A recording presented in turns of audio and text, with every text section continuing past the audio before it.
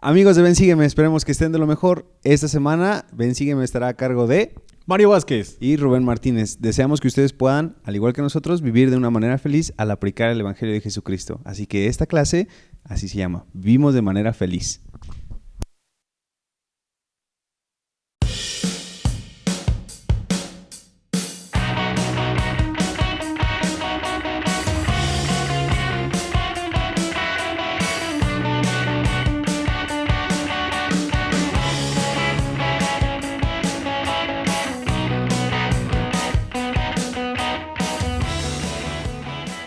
La clase de esta semana comienza con un pequeño principio muy importante que nosotros debemos de recordar, el cual es el albedrío.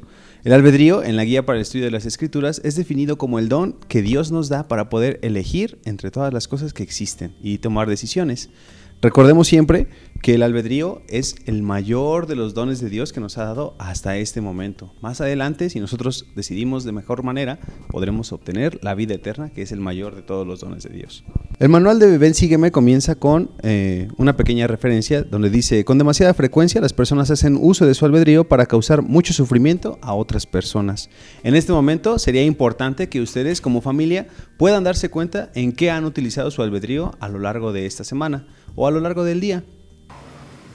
En esta clase nosotros aprenderemos de cómo el albedrío puede ayudarnos a tener más felicidad en nuestra vida. Les invitamos a que ustedes puedan tener sus escrituras de manera física o electrónica, también les ayudará. En el libro de Mormón, en el capítulo 2 del segundo libro de Nefi, nosotros leemos lo siguiente: porque es preciso que haya una oposición en todas las cosas, pues de otro modo, mi primer hijo nacido en el desierto, no se podría llevar a cabo la rectitud ni la iniquidad, ni tampoco la santidad ni la miseria, ni el bien ni el mal. De modo que todas las cosas necesariamente serían un solo conjunto. Por tanto, si fuese un solo cuerpo, habría de permanecer como muerto, no teniendo ni vida ni muerte, ni corrupción ni incorrupción, ni felicidad ni miseria, ni sensibilidad ni insensibilidad. Por lo tanto, tendría que haber sido creado en vano, de modo que no habría ningún objeto en su creación. Esto, pues, habría destruido la sabiduría de Dios y sus eternos designios, y también el poder y la misericordia y la justicia de Dios. Nuestro Padre Celestial nos brindó con el albedrío para que nosotros pudiéramos progresar. Es importante notar que nuestro Padre Celestial nunca interviene en el albedrío de los hombres. Nos puede ayudar a que nosotros podamos utilizar el albedrío de la mejor manera. Una de las maneras en las que yo creo que el Señor nos ayuda a poder utilizar nuestro albedrío de la mejor manera es prometiéndonos bendiciones, para que así podamos acercarnos y regresar a vivir con nuestro Padre Celestial y nuestra familia. El elder T. Todd Christofferson dijo: Dios espera que sus hijos actúen de acuerdo con el albedrío moral que les ha dado. Es su plan y su voluntad que sea la función principal de tomar decisiones para nuestra vida. El elder D. Todd Christofferson nos ayuda diciendo: Dios espera que sus hijos actúen de acuerdo con el albedrío moral que les ha dado. Es su plan y su voluntad que sea nuestra función principal la de tomar decisiones para nuestra vida. Él nos dice que hay ciertas condiciones indispensables, las cuales hacen que el albedrío exista, y eso nos ayuda a que nosotros podamos alcanzar nuestro potencial divino. Una de ellas es discernir el bien del mal. Otra, una ley dada a los hombres. Otra, opciones opuestas y atrayentes. Y por último, el poder para obrar. Recordemos que el albedrío es algo que permanece siempre en los hombres y en las mujeres, en los hijos de Dios, y cada una de las personas ha sido bendecido con ello. Así que recuérdalo, tú tienes la capacidad para poder elegir lo que tú desees elegir. El Satanás nos hace creer que los márgenes o los límites de los mandamientos de Dios se encuentran no tan alejados, o no es tan clara esa línea. Sin embargo, con el albedrío tú siempre vas a tener la oportunidad de elegir aquella cosa que tú desees.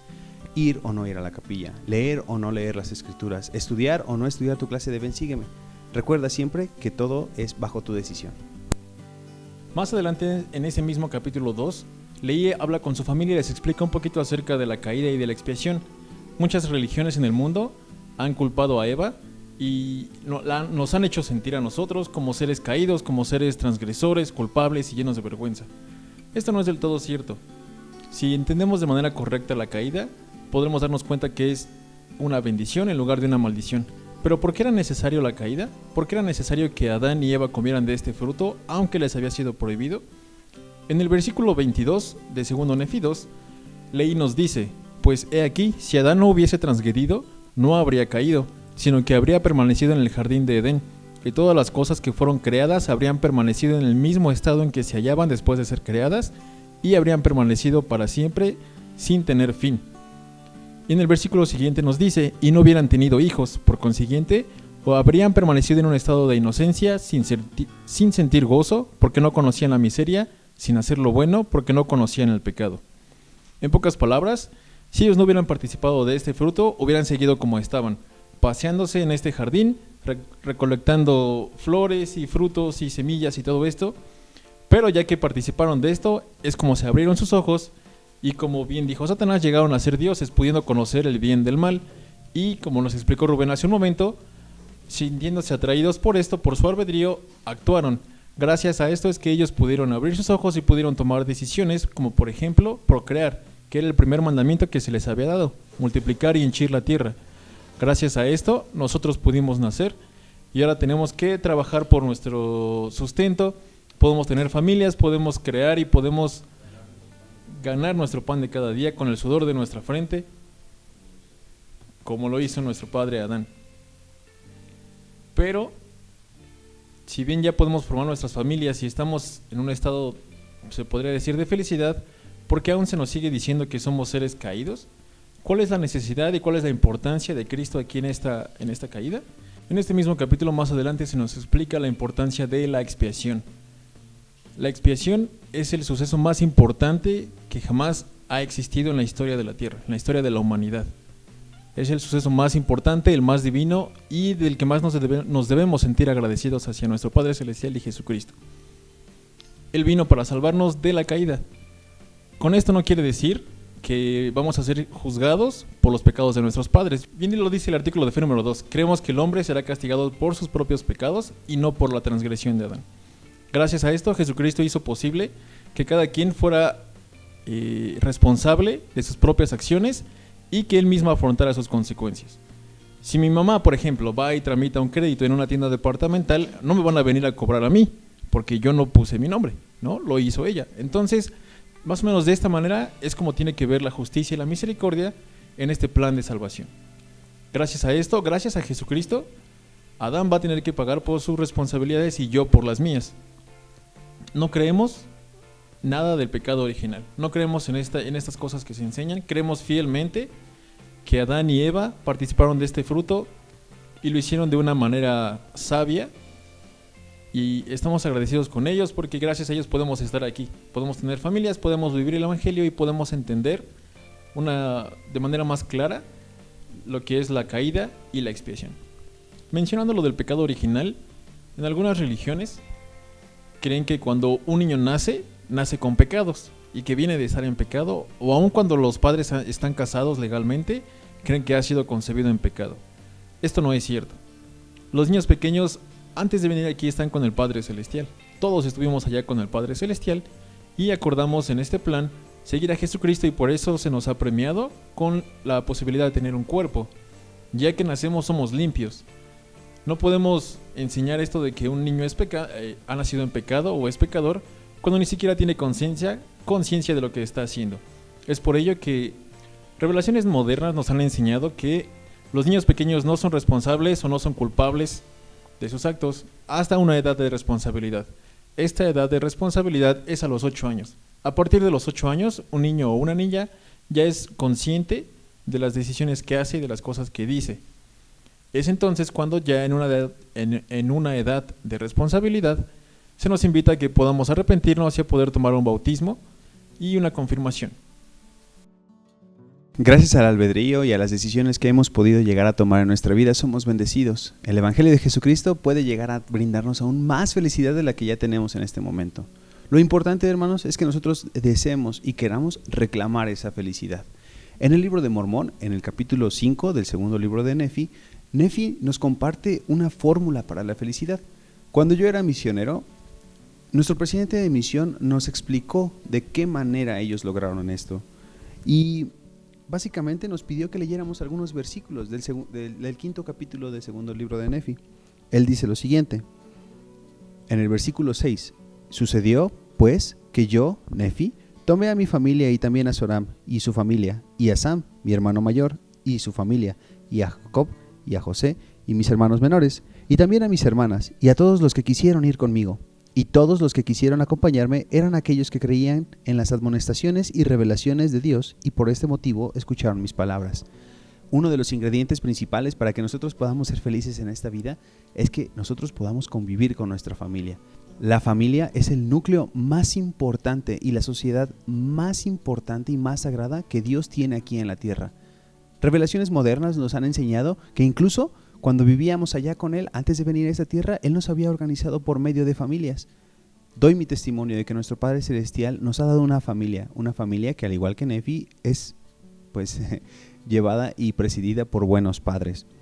El siguiente ingrediente que él, Nefi, comparte con nosotros para poder ser feliz está en el versículo 10 y dice: y nos afanamos por cumplir con los juicios y los estatutos y mandamientos del Señor en todas las cosas, según la ley de Moisés.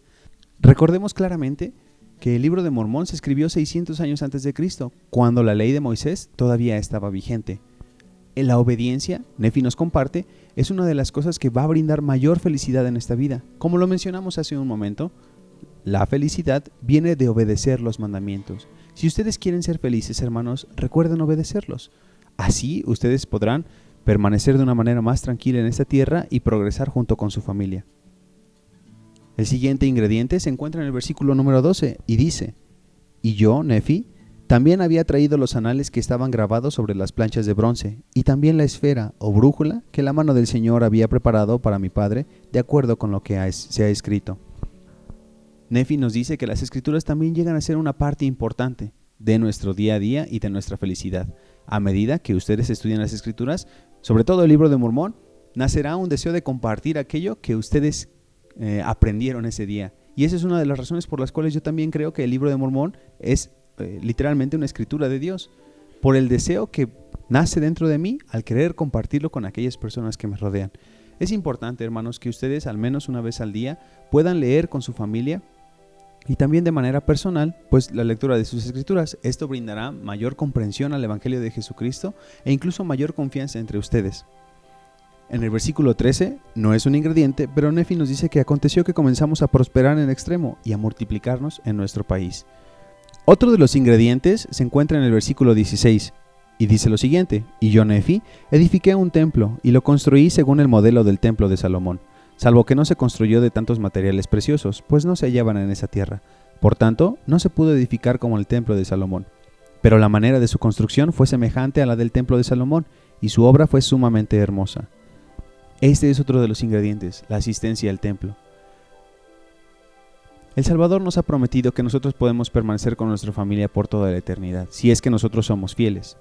A medida que nosotros incluso acudamos al templo, tendremos la oportunidad de poder estar sellados a aquellas personas que ya se encuentran del otro lado del velo y con estas personas que están de este lado.